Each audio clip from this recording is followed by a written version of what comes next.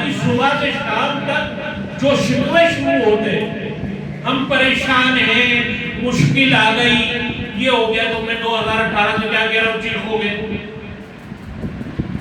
ابھی تو ہلکی ہلکی چیز ہے، لیکن شکر نہیں کرتے، اس لیے مسئلے حل نہیں. شکایت شکایت شکایت، پریشان ہو، تو پریشان کیوں رہے گا؟ اس بات سے یاد رکھے، میں امام رضا علیہ السلام کی بات کر رہا ہوں. زامن یاہو، یہ میں نے پچھلے سال بھی بیان کیا تھا، ہیرن کا واقعہ.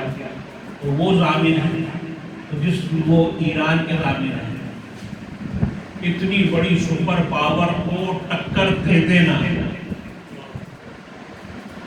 یہ امام رضا علیہ السلام کا فعل ہے. اور علی خامنائی، یہاں پہ لوگ چڑھتے ہیں نا، علی خامنائی علی خامنائی. علی خامنائی مولا رضا علیہ السلام کا گدی نشین ہے، خاک نشین ہے. معصومہ کم کے اندر ہے، آپ کا دربار ہے، اور آپ کو بھی ثانی زہرا کا ہے. اور یہاں تک مجتہد نے فرمایا کہ جو حضرت زہرا کی روزے پر نہیں جا سکتا، وہ معصومہ کم کے روزے پر زیارت دے. تو ایسے ہی ہے جیسے بی بی فاطمہ الزہرا سلام اللہ علیہا بھی روزے پر حاضری دی.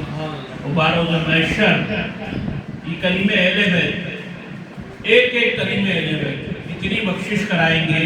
میں نے ایک روایت میں پڑھا تھا کہ حضرت شہزادہ علی اصغر یعنی معصوم تھے، اور باب الحوائج ہے. میں نے روایت میں پڑھا کہ وہی اتنے لوگوں کی بخشش کروا دیں گے اپنے چاہنے والوں کی کہ دوسروں کی تو باری نہیں آئے گی.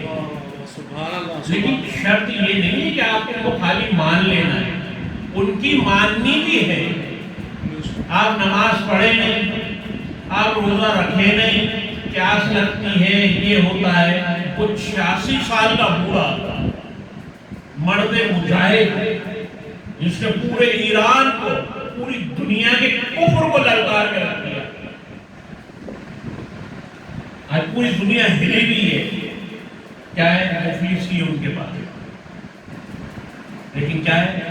ہماری طرح وہ پیزے نہیں کھاتے، وہ برگر نہیں کھاتے، وہ کولڈ ڈرنک نہیں پیتے، وہ کناج میں رہتے ہیں. صفائی ستھرائی جا کر دیکھیں، یہاں پہ بیٹھے ہوئے بات کریں گے، اہل سنت کی مسجدیں نہیں ہیں، 70,000 مسجدیں ہیں، سب ایک ساتھ مل جل کے رہتے ہیں. کلیسے بھی ہیں وہاں پر، چرچ بھی ہے وہاں پر، سب کو تحفظ ہے. جس کا جو عقیدہ ہے وہ